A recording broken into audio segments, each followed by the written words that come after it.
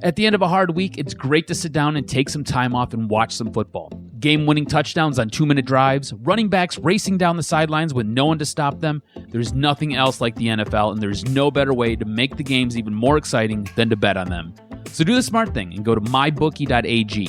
No one gives you more ways to win than they do. MyBookie's got the fastest payouts and better lines than any other sportsbook. Don't forget, where you're betting is just as important as who you're betting on, and mybookie.ag is the best in the business. Do the smart thing. If you're going to bet this football season, bet with MyBookie. If you're the kind of guy that likes to bet a little and win a lot, try a parlay. If all your picks come through, you'll multiply your winnings. And no matter how you bet, the NFL season is the best time of year.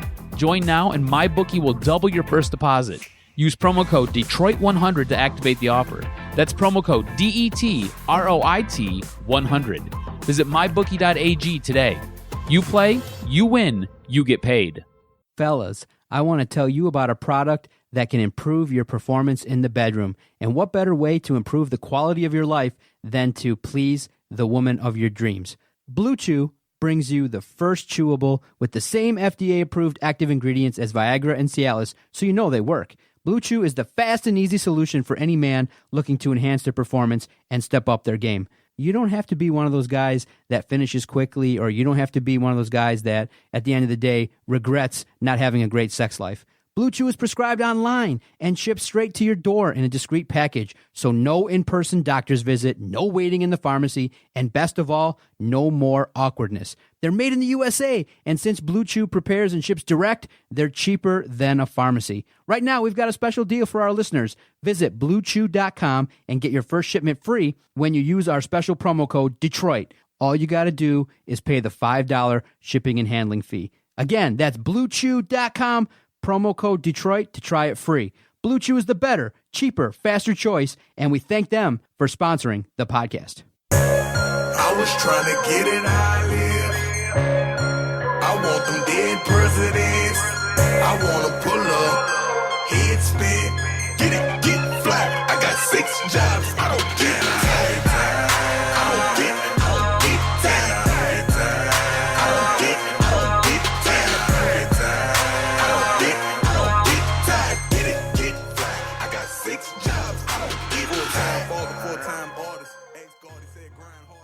Welcome, everybody, to this week's edition of Two Bad Hombres. I am the Doc, John Macaroon. Joining me, Vito Churko, via the telephone. Vito, every time I hear that intro song, it just feels good. Listen to the words. I don't get tired. I'm looking for those Benjamins. I'm looking to grind, looking to work hard. I don't get tired.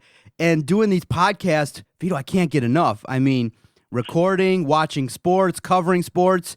Literally, you're like, dude, John could literally put up 10 articles a day if he wanted to. I'm loving the opportunity that we currently have with the Lions Maven website. Sports Illustrated is doing great things. And look, at the end of the day, they just waited for me to come on board to write 2 unbelievable articles this week that went viral. 2 great writers, Michael Rosenberg and Robert Klemko, really did some deep dives on some wide receivers. 2 that actually we're going to talk about today on this edition of Two Bad Hombres. We're going to talk about the article that Michael Rosenberg did in regards to Calvin Johnson, who still is not ready yet to fully embrace the Detroit Lions, and he dropped some bombs all over the place on Friday. And actually, good timing for us because I had a lot more free time to cover it. And so there's opportunities to talk about that. I can't wait to get Vito's reaction because I think there's going to be some differences between how I view it and how Vito views it. And in the second half of the podcast, we got to talk about it. Antonio Brown lasted 11 days in his greatest job, and it's unbelievable how his week started after he played his first game with the New England Patriots. But after my lovely intro, I got to welcome in my guy, the guy that's right alongside me, really helping out with the project, a valuable asset and commodity to the network and to the Lions Maven website. My guy, Vito Churko. What up, brother? John, it took you long enough to get to me. So I hope your diatribe is officially over. Thank you very much for introing me after all of that diatribe and nonsense. But actually, good stuff that you talked about regarding Sports Illustrated and these articles they've come out with about Antonio Brown. And ultimately, it looks like that Robert Klemko piece cost Antonio Brown his job with the New England Patriots. a team that should have never picked him up in the first place, because of all these domestic abuse allegations that have come out from his trainer and others since that article came out. And then Antonio Brown was trying to blackmail this lady or trying to get back at her using pictures of her kids even. Dirty, dirty business. Stuff that Antonio Brown should not have engaging in. And he's been involved in some very bad, truly bad behavior lately, John, to say the least. Okay, we'll start there. Stay tuned. Second half of the podcast, we will break down our thoughts regarding Calvin Johnson, and I think that's good. Gives us a chance to really gather our thoughts. But I disagree with you. I think that the New England Patriots, what they do is, and what they've shown is, and I think that's why they don't get demerits for what they do. Vito, at the end of the day, okay, I understand there's this whole moral compass that you have to have, but you can't really point it at football, okay? This is a violent sport where you're expecting guys to bang into each other, where you're expecting them to tackle each other to the ground. It's pro football. It's sports. It's sports at the highest level, okay? And the Patriots don't care. They will double down, okay? And that's something that, for me personally, being a Lions supporter and now covering them, I wish that they would do. Okay, and what the message is that the Patriots will leave no stone unturned in order to try to win. Now, once the risks far outweigh the rewards, then they cut bait. They didn't stick with them. They said, okay, in his first game, he scored a touchdown. He had some plays that he was able to make. But at the end of the day, even when he's working with the New England Patriots, I think something's seriously wrong mentally with Antonio Brown, whether it be due to concussions, whether it be due to severe narcissism. Something is wrong in the decision-making process of Antonio Brown. And I think that now, after 2 strikes early in the season, the best course of action for Antonio is to get some help, really reset his life, take 6 weeks off, really understand what the ramifications of his decisions are, going from potentially earning $30 million to now maybe, if the Patriots don't pay that bonus, less than $200K. That's a massive, massive consequence for his actions. So for me, I'm personally concerned that, this guy is having maybe a manic situation, a really high, elevated mental health state. And when someone realizes, oh, shoot, there's nobody that wants me anymore, he could come crashing down. So someone like me is very concerned about the mental health of Antonio Brown, and I hope he gets it together. But when you talk about the Patriots, you cannot blame them. They're looking to win, period. They don't care about what the media thinks. They don't care about what you and I think. They care, and they go, okay, can we get a weapon for Tom Brady? Yes, bring him in. If it doesn't work, we'll cut him. They've brought in so many troubled players, but they get the cachet and they get the benefit of the doubt because the organization wins.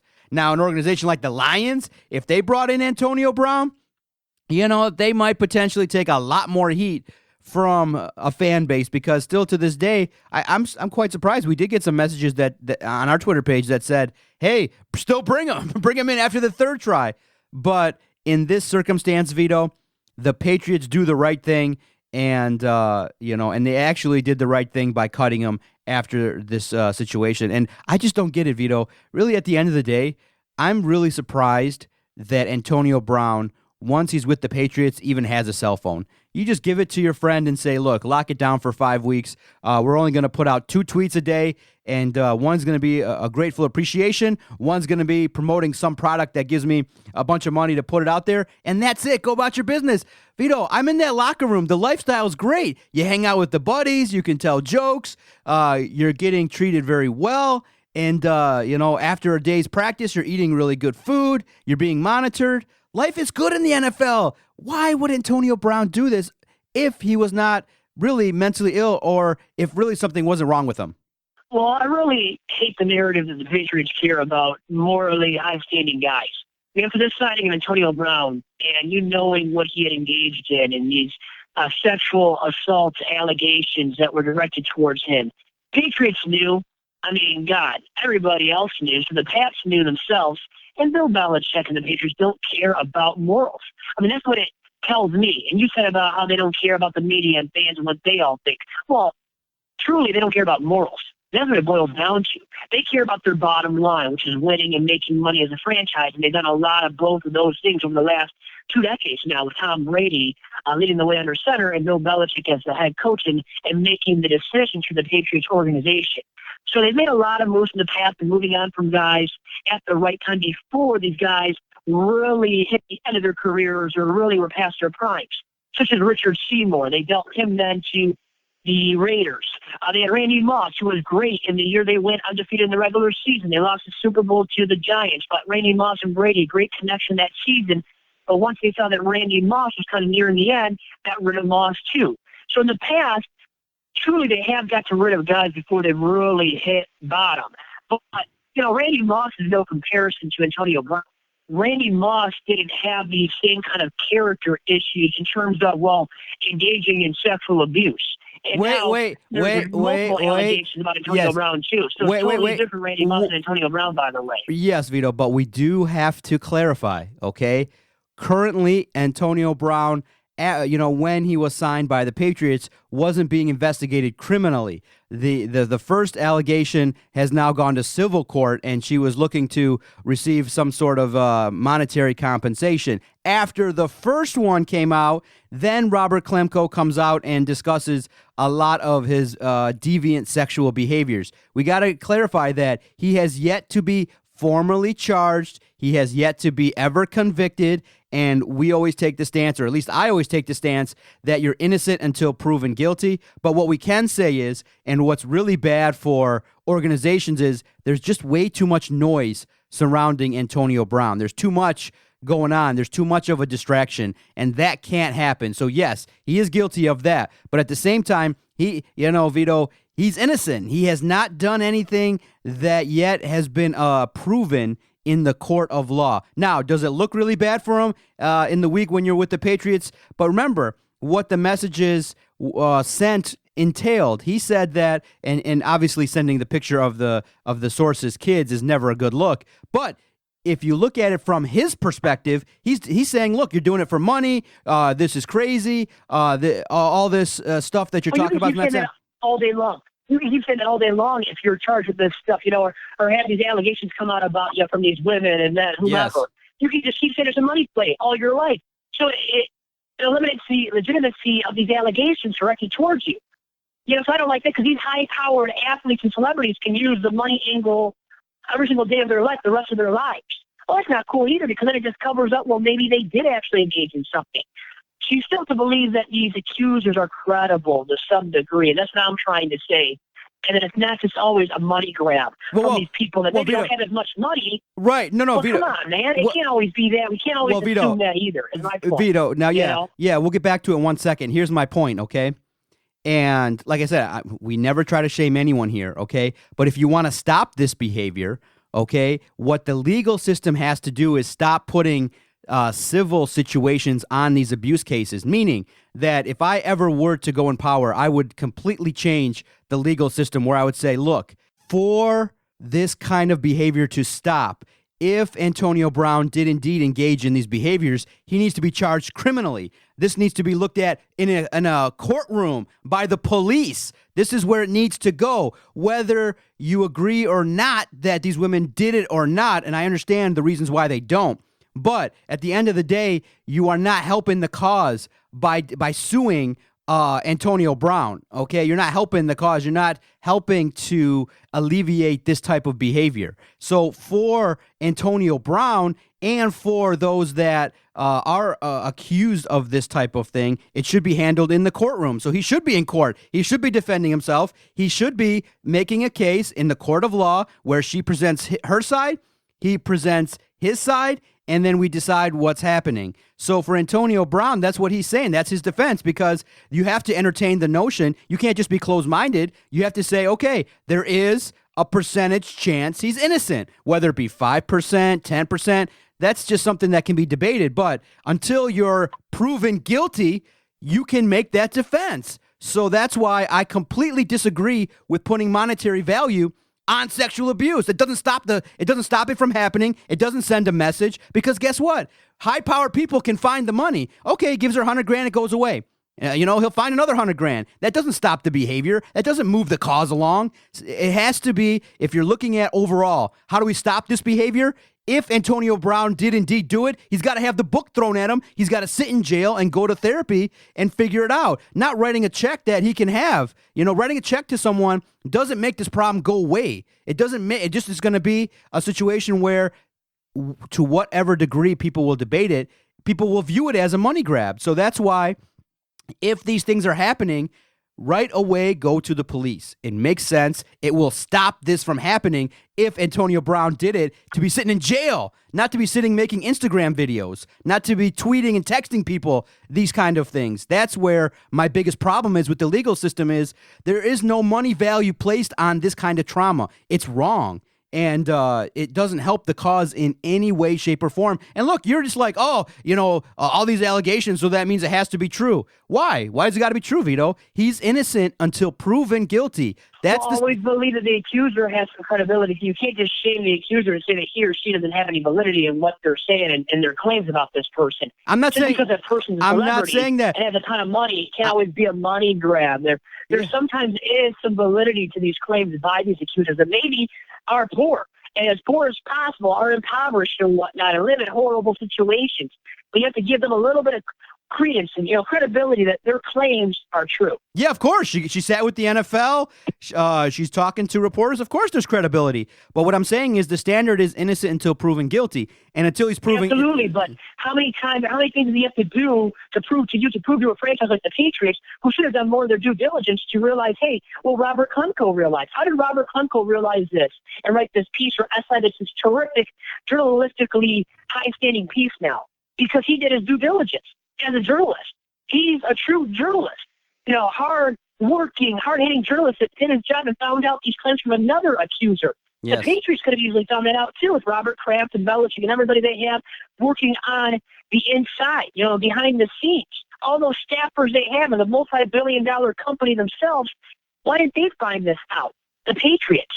So you're saying, and with all their resources, so you're they saying could have found it out too by doing their due diligence more. Is my point as well. Yeah. So you're saying they're complicit in this by giving him an opportunity. They should have if they were entertaining this, they should have researched it. They should have said the risk is too much. They should have known this was going to happen after 10 days. They should have known. They should have vetted it more. Yeah, probably. That's fair. Your resources. Use all your resources. Vet these people that you're looking to hire, such as Antonio Brown. Yeah, that makes sense, Vito. I give you credit for saying that. That's a fair argument to make, that potentially speaking, a lot of people made bets that it wouldn't last the whole season. I thought differently. I thought he would actually embrace it. I never thought he would go to his phone and start messaging people that are talking about it, especially when you have attorney and you got money coming in. You could have just said, hey, let's take it to court. I'll have my day. And if I'm innocent, use your words. Stop using your phone. If you're innocent and you're Antonio Brown, just stand in front of the camera and say, I'll have my day in court. I hope that everyone treats me like I'm innocent until this is all playing out. I will speak to all these allegations in my day in court, but until then, I have to get to work. I got to provide for my family. That's all you got to say. Drew Rosenhaus must be busy, must be not taking care of Antonio Brown, because I think that for the first month, you're in paradise. You're with the Patriots. You know that there's going to be noise around you. Just, if you're Drew Rosenhaus, you should have taken, a little bit more time with Antonio and said, look, for the next month, I don't want to see a single post. I just want you to go to practice, show up, leave, gather the check, and we'll handle our day in court, and we'll make this a situation in which we have our day, and we'll address all these situations. And at the end of the day, Vito, if, you're Drew Rosenhaus, okay, I'm putting myself in the place of Drew Rosenhaus, okay, I think they should have just settled. Scratch the check and keep it moving. If 4 women come out and you got to drop $5 million, you're getting 9, call it a wash, write the checks. I think that if you're Drew Rosenhaus, to let this fester, if these women are suing you civilly, just say, okay, let's get to the negotiation phase. What would make this go away? And he should have, if there's 4 women and it costs whatever, $10 million, okay, if I ball out, I'm going to make that back in a year. I think he should have just scratched the check and made this go away. That Drew Rosenhaus and Antonio Brown, speaking of money hungry, they're money hungry. They're dirty. They all they care about is money. They care about how much money they're making. If they're losing any money in a settlement, they're not going to do it, which they would. Obviously, you settle, you lose some money, you give some money to the accuser or accusers. So Drew Rosenhaus and Antonio Brown, from a financial standpoint, weren't going to do that because of the almighty dollar. Well, is this better? If Vito, you're in PR, is this better? This can't be. This can't be horrible. better. Yeah, PR nightmare. And you know what's the funny thing, John? So listen to this. People thought, at least some people thought, I think even Nate Burleson came out. Okay, not to criticize him too much, but from the NFL Today on CBS and Good Morning Football on the NFL Network, the former Lion, he came out and actually labeled Antonio Brown as a genius. Remember that? After he got cut by the Raiders, they finally cut him loose. Because he thought, well, yeah, you went to the New England Patriots. You got your wish. You wanted to be a Patriot. You totally orchestrated this, Antonio Brown. But look at what's happened within less than 2 weeks. You get cut now by the Patriots. Who else is going to pick you up at this point? You know, the Patriots, like you said, John, I give you credit for this. They do put up with a lot of crap and take chances on damaged guys and guys with low character because they have the cachet to do it. They can afford to do it as the New England Patriots. A team like the Lions can't. Pats can't. So the Pats have already gone through now having you on their roster and have cut you loose as well. Who the hell else is going to pick you up at this point, John? Done. Probably nobody. Nobody. At this point. Yeah, And done. nobody should, John. Nobody should at this point. Yeah, done. Absolutely done. Yeah, because I think the Patriots represent the last chance that if you can't make it work there, they're the standard. If you can't make it work there, if you're a general manager, you'd be stupid to sign Antonio Brown right now and give him any kind of money. Hell no. You should say, if his representatives call you, you should say, I need him to complete 12 weeks of therapy and call us up next season. No doubt about it. That's really what should happen is someone like that needs to get, surrounded by support, and probably football is not the best option for him. And it's just really a sad situation all the way around for Antonio Brown, for the women, for the Patriots, for the league. It's something that really got out of control, and now you just really hope that a guy like Antonio Brown can get the help that he needs and doesn't escalate further, because there's potential this could get really ugly really fast. So crazy, crazy stuff, Vito. What a wild adventure this has been, the first part of the season with Antonio Brown.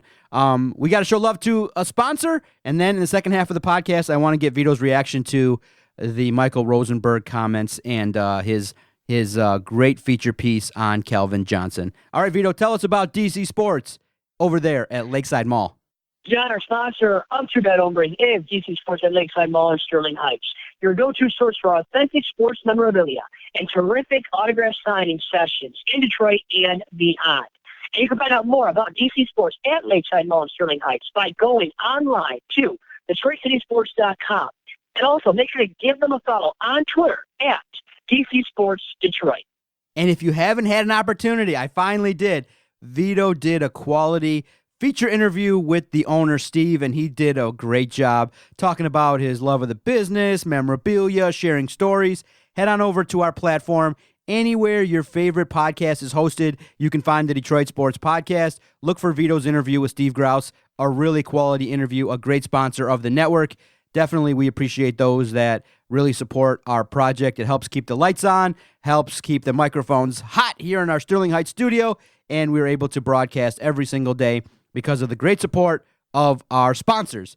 All right, Vito, I know you read it. It was a Friday, and I was at Allen Park. I was listening to Matt Patricia address the media in regards to the Lions' preparation for the Eagles, and all of a sudden, Sports Illustrated drops this article, and I'm like, whoa, because the picture is of Calvin Johnson raising his hands, and you can see kind of how his hands are all mangled, similar to Booger McFarland, and you're like, oh, his hands. And then you start to read it because Matt Patricia's, media sessions are about 10, 12, 15 minutes. So that ends, and we finally start to read it, and we're like, oh. You're reading it, you're like, oh, it was like jab, jab, boom, haymaker. And really, at the end of the day, when you jack someone for $1.6 million and there's somebody that has clout, they have some sort of respect throughout the National Football League, this one is the gift that keeps on giving. So for the Detroit Lions, whoever made this decision, some people say that, I think I came across on Twitter that this was one of Bob Quinn's early decisions as a general manager. Whoever signed off on this one is the gift that keeps on giving, because Calvin not only every single year talks to Dave Burkett at his camp and reminds us that, yeah, the Lions jacked me. He now took it. he now took it to another level where he went to the national media and really kind of said, look, I had 9 concussions. The Lions don't care about me. There were pills everywhere. I had to smoke weed every day, really highlighting the poor treatment that he experienced from the medical staff. Now, we do have to say, and it is noted, it has been talked about, that entire regime from the president down to the medical staff is all gone.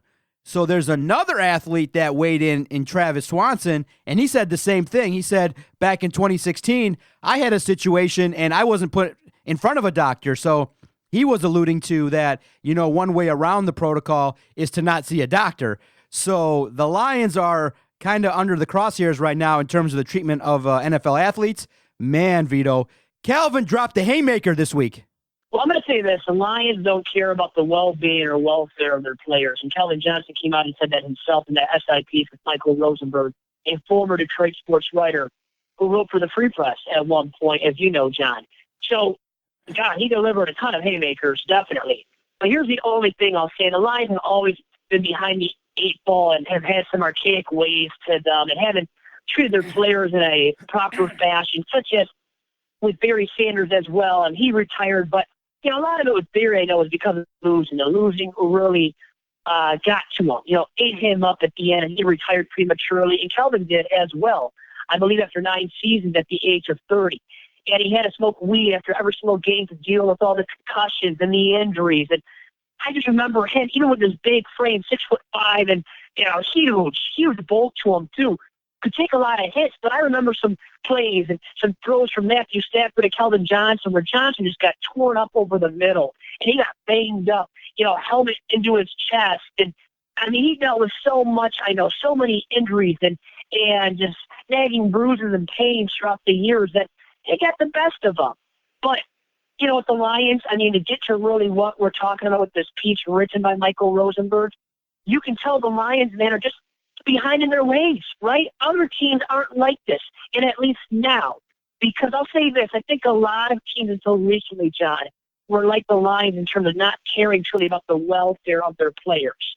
And the thing is, the difference between those franchises and the Lions is if the Lions didn't make this PR blunder, or the other teams didn't make that PR blunder of taking away, a prorated portion of a guy's signing bonus once he retired. Especially one of the greatest players in franchise history for the Lions.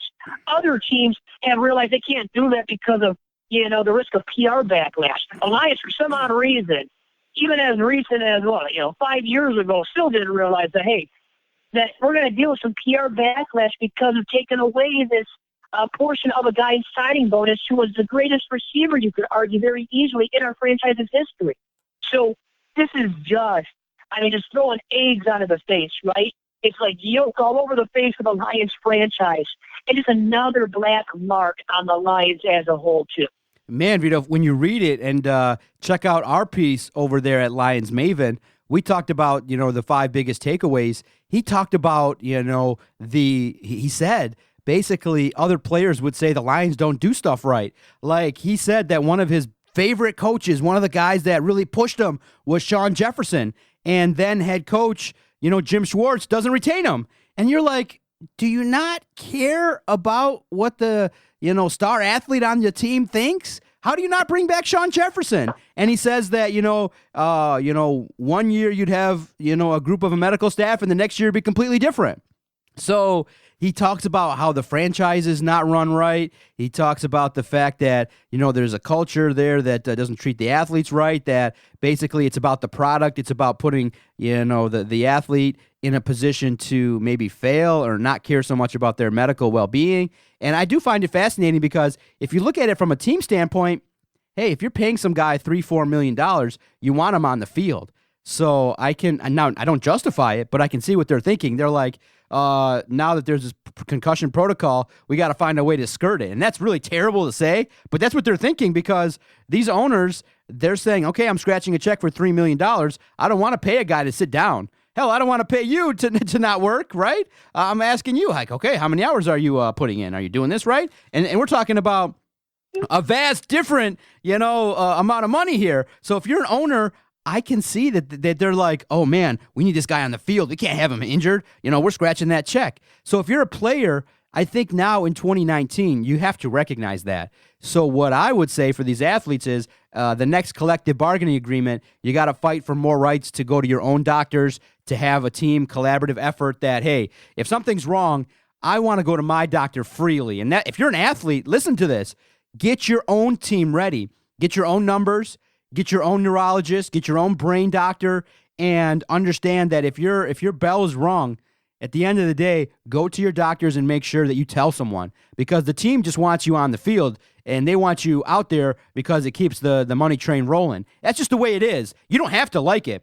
You don't have to respect it. But at the end of the day, these are rich owners that are paying a lot of money. And so, yes, there is this notion that potentially there are going to be some things that happen that are not pro player. So if you're a player, you got to advocate for yourself. You got to allocate some resources and invest in your body, invest in your nutrition, invest in your brain health, understand everything there is to know about your brain, and understand that, hey, if you get your bell wrong, go to your doctors before you go to the Lions doctors, because the Lions doctors work for the Lions, and they want your ass on the field. They want you to work. They want you to work for that dollar. They want you to get tackled. They don't go, oh, you hurt your brain. Are you okay? They don't feel that bad. How do you right? feel? They should, but they don't feel that bad in so many words, John, right? Yeah. How do you feel about that? They're like, oh, shit, how the hell do we get him back on the field? Right? Am I right? I think you're right. And you know what? Also, it's something right that I can say right now is you're cheap, just like the Fords, just like the Ford family. And a lot of NFL owners, they run their franchises like asylums. Yes. They don't care about the well-being of their players. They care about the bottom line. And they're cheap because look at what you said regarding Calvin Johnson, what the Fords would have had to pay him with that signing bonus, and they didn't take it away from him. $1 million bucks. How much money, in the grand scheme of things, though, John, nothing. for how much money the Fords make, they make billions of dollars in that franchise. Yeah. And still, you couldn't give the best receiver in your franchise's history his signing bonus, or the prorated portion of the signing bonus back. Come on, man. Come on, man. Ludicrous. And right? look, you could have, sometimes, Vito, to tie it into Antonio Brown, sometimes you just got to pay that money to make the problem go away. They give him the $1 million. They could have benefited. Yeah, the guy said so. And Vito, there's look, the point when you settle. There's when you settle with the guy like Kelvin Johnson. Settle. And guess what? That's a good guy. Guess what? Actually, people love Kelvin Johnson. Actually, Vito, this is crazy to say, but the Lions actually cost themselves money. Now that this guy's got potential to bring in the weed money, you now cut that off. He would have happily brought his weed business to Ford Field. He would have made more than $1 million, right? Don't you think? If he would have brought his weed business or CBD, whatever this new wave of treatments per se are called, he would have brought that to Ford Field. You would have probably made $10 million off of Calvin Johnson. So at the end of the day, the Lions made a piss poor business decision. You cost yourself the weed money. Yep. You cost the yourself. Lions could have had him. They could have had the weed money. But also, hey, get some weed money, baby. Yeah. The weed, right? As Stephen Smith would say. But yeah, he's starting this cannabis business and whatnot. And he said, I believe Michael Rosenberg said in the piece that Kelvin said it's not related to all his injuries and all of his smoking of marijuana after games to do with the injury. So it wasn't related to that. But I feel like this. So it's hurt the Lions' bottom line, but also PR-wise and team-wise. You could have had Kelvin Johnson come in as your receivers coach or be involved with the organization in training camp. And he still is with receivers from the Lions here and there, but on the side, John, not with the team as a team employee. He could have been a team employee giving back to the likes of all these current Lions receivers that are good receivers and could use his tutelage. And Kelvin could be giving back to even more of the players if he was part of the organization, which that's not going to happen at this point, John, too. Yeah, so now, Vito, potentially speaking, this could benefit you because eventually speaking, I might have to just pay you to go away. I might just have to. If you pay me a lot to go away, I'll be gone real quick. Exactly. I'll run out of the studio. It's really nice. Exactly. No problem with that, John. Down the road, Vito's going to be like, all right, this is your Calvin Johnson moment. Make your decision wisely because... Give me the money to run, baby. Yeah. I'll run with the money. No doubt. You Italians probably have this notion of revenge that I'm not even aware of. So we shall see. I'll make you aware of it really quick. Yeah. I'll put a baseball bat and I'll bust out your kneecaps. Exactly. I'll see how your kneecaps are. How about that? I love talking with Vito on this Saturday. I'm kind of hoping, Vito, that Wisconsin whips Michigan's ass. I'm not going to lie to you. I hope it's like a destruction. I hope it's so bad. I don't know. The things surrounding Michigan this week have all been weird. I'm not even sure if Zach Charbonnet is going to play. If he's not going to play, it's like this weird conspiracy theory of news regarding the running back. But at the end of the day, I hope that Michigan gets squashed by Wisconsin. Well, I think Michigan loses too on the road. Big test at Wisconsin. First-year QB for Wisconsin, but still you have to stop their running back, Jonathan Taylor. Yep. How do you do that? How do you do that? It's going to be tough for Michigan today, for sure. I think after Michigan loses in a close one. All right. Thank you so much for downloading this podcast. You can follow Vito on Twitter at Vito Jerome. Follow the network at Detroit Podcast. You've just downloaded the latest and greatest edition of Two Bad Hombres. Thanks, everybody. God, it's been a pleasure. And hoping I'm still alive tomorrow after the sweating I have on Saturday night. I'll just leave it at that. Adios, everybody.